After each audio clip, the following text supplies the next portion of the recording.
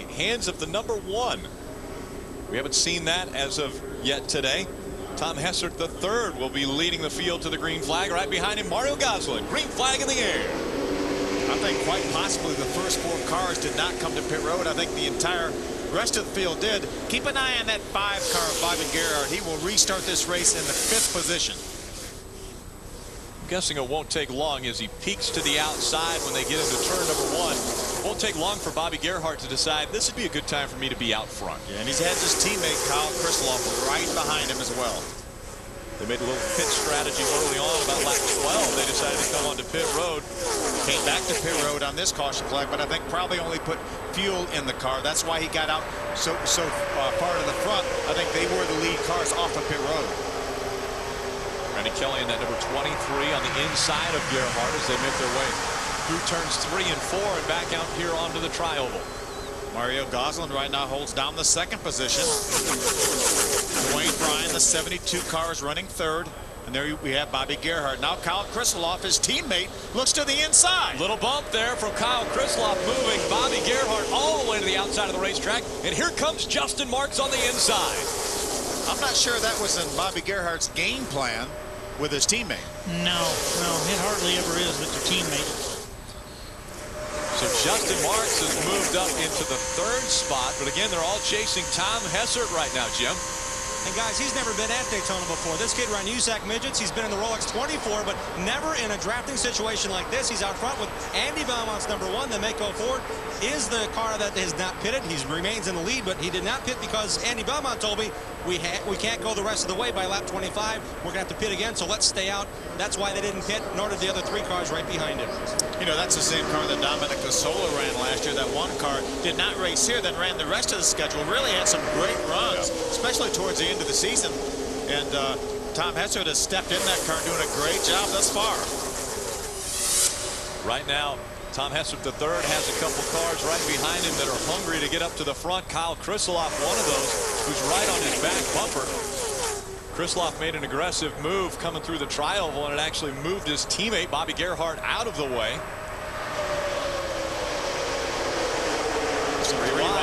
Three wide racing. That's Ken Butler III, the 22 on the outside. Gabby DiCarlo and Brian Scott had problems right in front of them.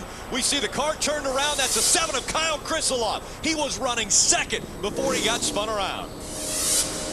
Oh, and problems continuing on the racetrack. Yeah, that's Brian Silas right there. Some hard contact. Okay, will you tell me again if my glass is half full or half empty? I think I'm going to go with half empty on that, Ken. Yeah. Justin Allgaier spun out right down here, right just before the start-finish line in the 16 car. Is that Mario Gosselin's car right there, the onboard camera? There's Scott Speed. Look at all the damage to that Red Bull Toyota. Started 2nd in this race, and he will end with 50 laps of racing to go after only 30 laps of racing. Scott Speed's day is over. Kyle Krisiloff climbing out of his car.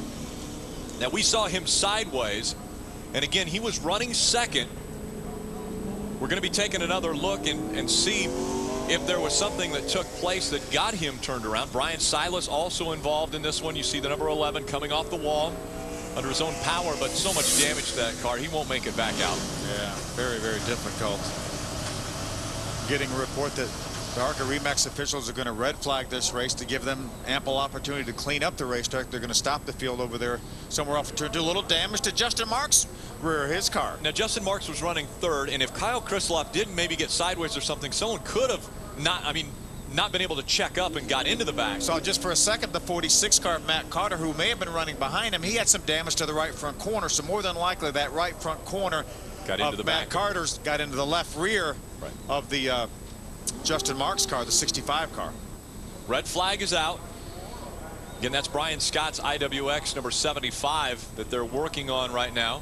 It's amazing that we had that incident, and you know, probably 2/3 of the field were affected by that incident because it happened so close to the front. When Kyle Krisiloff running 2nd got sideways, I mean, the guys that got through this thing may have flat spotted tires trying to get seized up and woed up, and or maybe made some contact trying to avoid some other people. That is Mario Gosselin's car.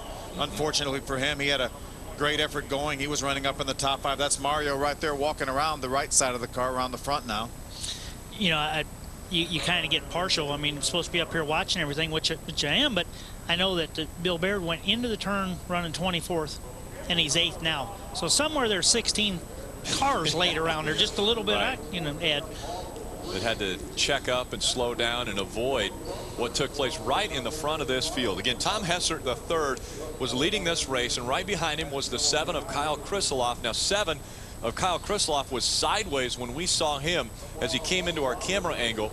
And so obviously that was the problem. Let's take another look at what took place.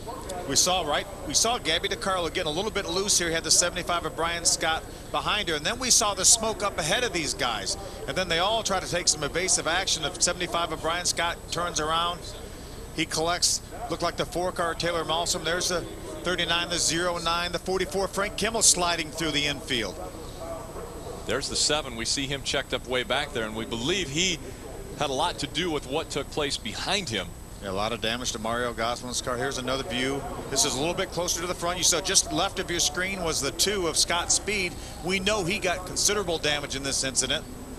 There's a little bit of contact between Brian Scott, and then he made a little contact with that 32 car.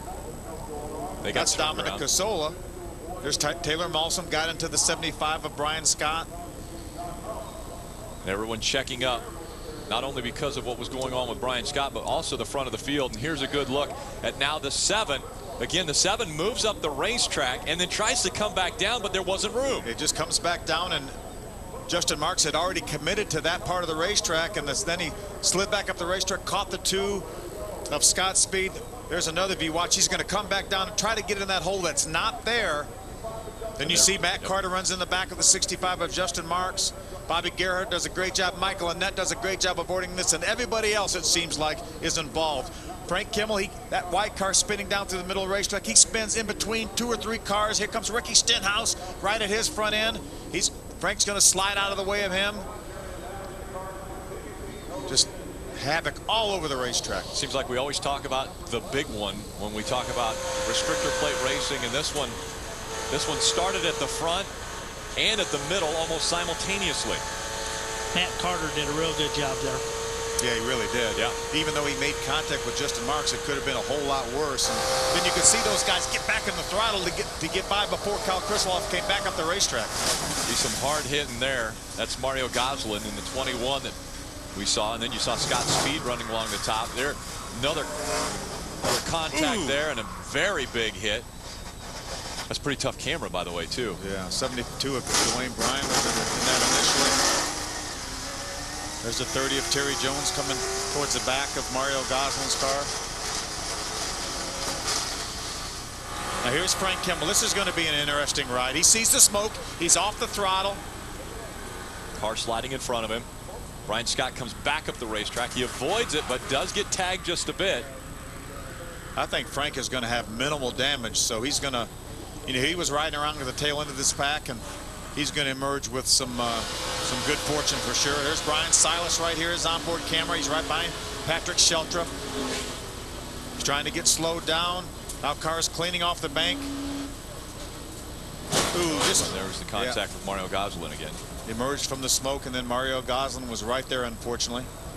There's cars right in front of them, still crashing, and then got contact again, and then more damage. And silence. Yeah. Red flag has come back out here at Daytona. The 4th caution of the day came out, and then they decided to stop the field. There's a Red Bull Toyota of Scott Speed. Such a good race car. Led this race. First time here at Daytona. There's the Clever Girl Chevrolet of Kyle Krisaloff, who tried to get in a hole that wasn't there. Right, Silas got caught up in it, the number 11. We'll let you know how many cars were involved. Again, the 4th caution of the day, and now the red flag out for the ARCA 200 at Daytona.